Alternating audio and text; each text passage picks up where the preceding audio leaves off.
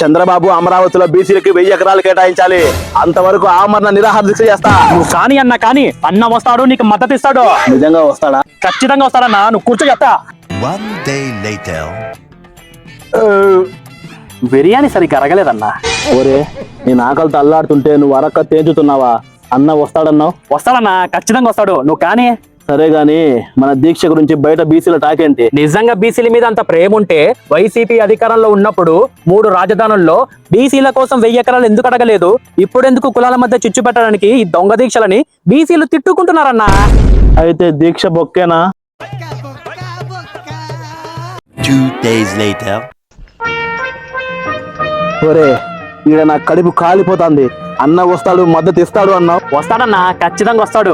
కడపలో మన బీసీ బిడ్డ పెద్ద దశగిరిని చంపేశారంట. అవునా? అయితే దీక్ష కొనసాగిస్తా. చంపింది మన వైసీపీ వాళ్ళే.